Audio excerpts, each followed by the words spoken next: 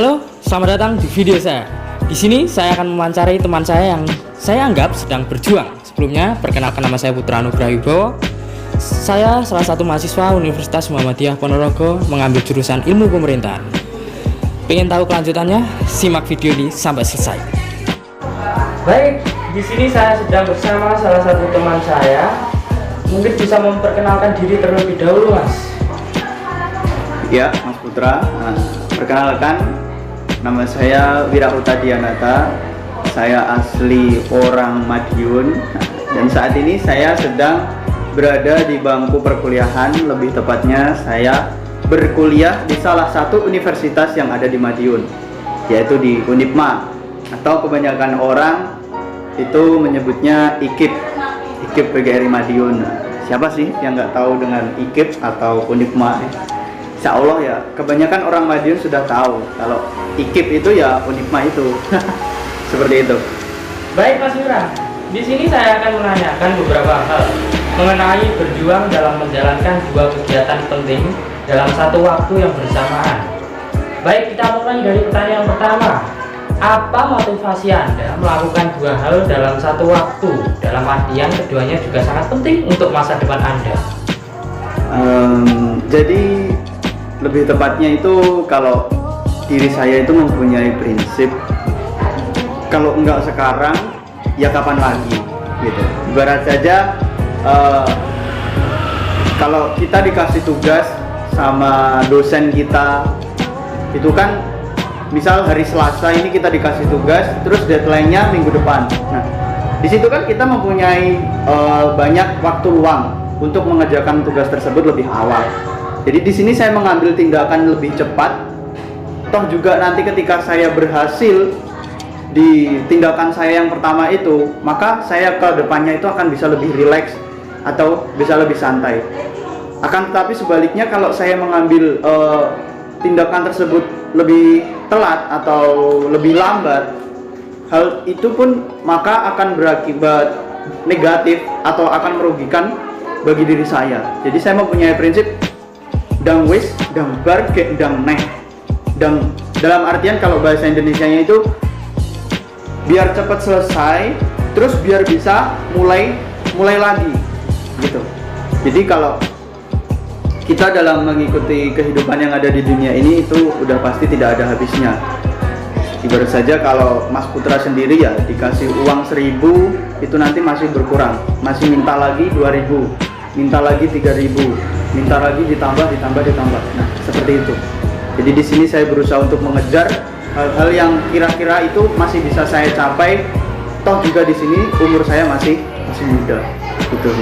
Baik. Saya setuju dengan prinsip Anda itu. Oke, kita lanjut ke pertanyaan kedua. Baik. Bagaimana cara Anda membagi waktu antara kuliah dan bekerja? Jadi gini Mas, saya akan membuka usaha ini itu kurang lebih baru selama 1 tahun. Ya, alhamdulillah sih. Kalau menurut saya pribadi, usaha yang didirikan sendiri, dibangun sendiri, dikonsep sedemikian rupa, dan alhamdulillah sampai saat ini masih bisa berjalan. Bahkan di sini juga sudah berkembang, ya kan.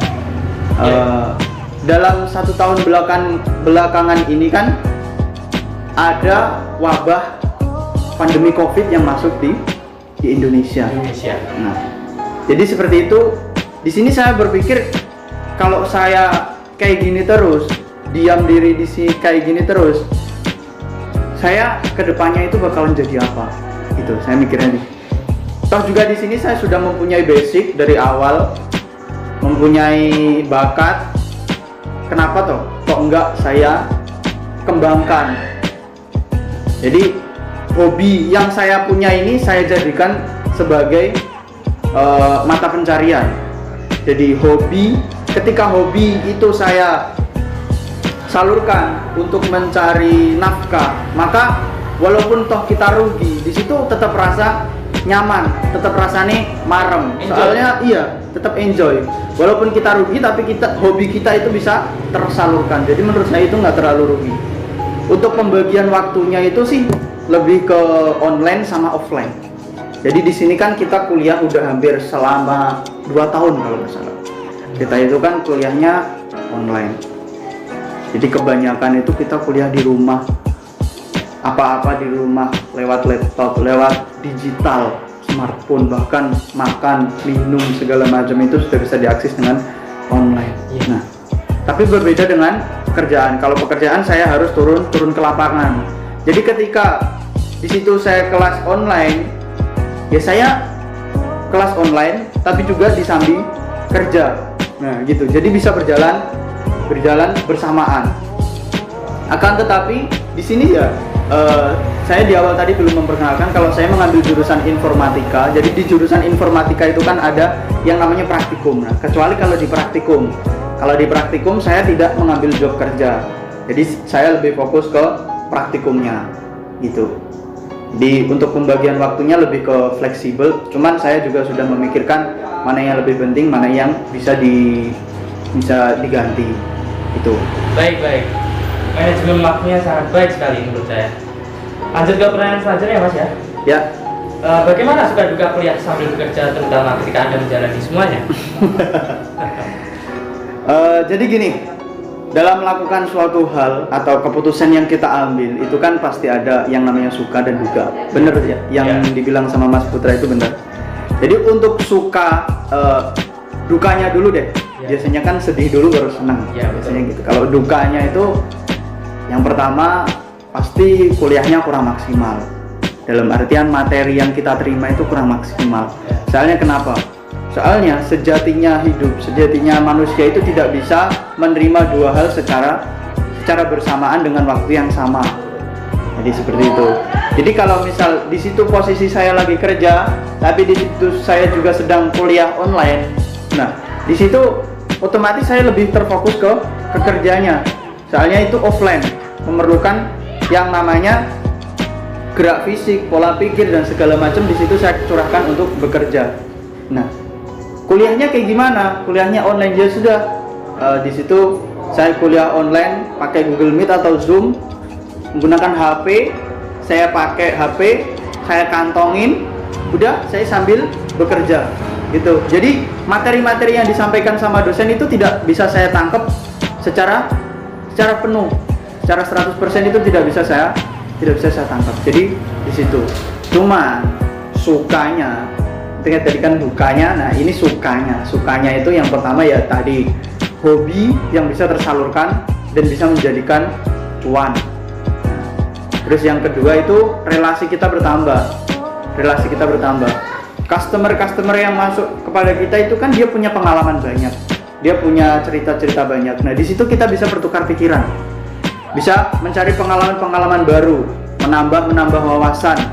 Jadi yang tidak bisa kita pelajari di kampus, yang tidak bisa kita pelajari saat kuliah, itu bisa kita pelajari dengan berinteraksi dengan orang. Jadi wawasan kita itu bisa bertambah luas. Kita bisa menyelesaikan masalah-masalah yang belum pernah kita selesaikan dengan mudah. Seperti itu. Sangat bagus sekali Mas. Kita lanjut pertanyaan selanjutnya. Ya. Apakah penghasilan kerja Anda digunakan untuk berkuliah? Wah, membahas masalah finansial ini lebih berat kalau menurut saya ya. Cuman nggak apa-apa. Ya, saya jawab untuk pertanyaan Mas Putra. Jadi selama saya bekerja dengan usaha saya ini, usaha yang saya rintis sendiri ini, ya untuk hasil dari kerja tersebut itu sementara belum saya gunakan untuk pembayaran kuliah. Jadi pada awal saya membuka usaha ini, saya itu izin kepada orang tua saya, Pak, Bu, di sini saya mau membuka usaha saya seperti ini. Terus saya mau berusaha atau membuka usaha ini sambil kuliah. Terus ditanyakan sama orang, untuk pembagian waktunya gimana, untuk ininya ini itunya gimana. Yaitu saya jelaskan secara terinci dengan jelas kepada orang tua saya, dan alhamdulillah mereka setuju. Terus beliau tanya, Enggak.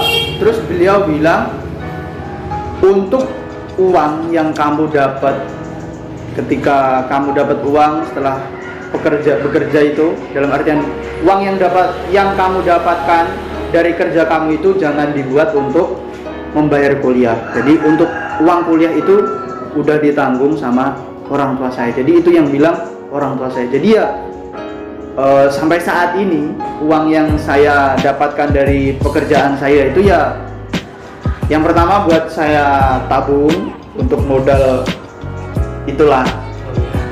Terus yang selanjutnya ya sebagiannya buat uang jajan ya buat ngopi, buat nongkrong sama teman-teman gitu. Jadi untuk hasilnya sendiri itu belum dimasukkan ke pembayaran kuliah. Soalnya pun juga ya masih proses gitu. Tapi bagus loh Mas, kalau nggak buat kuliah tapi bisa buat nabung dan lain-lain. Iya sih, sebenarnya mengurangi beban orang tua juga. Betul Mas Putra. Di sini soalnya siapa yang tidak bangga dengan dia itu bisa kuliah terus membiayai kuliahnya itu dengan uangnya sendiri, itu kan sudah mempunyai salah satu kebanggaan yang wah gitu bagi dirinya. Oke, boleh dong kasih kata-kata motivasi untuk orang-orang yang kan di saat ini kuliah itu kan secara daring Mas, banyak mahasiswa itu hanya membaca materi saja, habis itu absen lah, nggak membaca secara detail. Gimana biar termotivasi? Iya. Jadi kata-kata dari saya yaitu lakukan sekarang atau jangan pernah. Dalam artian gini, kita memanfaatkan waktu saat ini itu dengan sebaik mungkin. Kalau bisa sekarang, kenapa harus nunggu besok? Kalau dalam Islam itu mengajarkan, adakah jaminan kamu untuk hidup besok hari? Seperti itu. Baik. Terima kasih Mas. Ya. Ya, terima kasih. Itulah video pembahasan dari saya dan teman saya mengenai pentingnya berjuang. Dari video pembahasan tersebut bisa saya simpulkan bahwa menjadi pemuda yang kreatif dan produktif itu sangat penting di era saat ini. Mungkin cukup sekian dari saya. Bila ada kurang lebihnya saya mohon maaf. See you next video.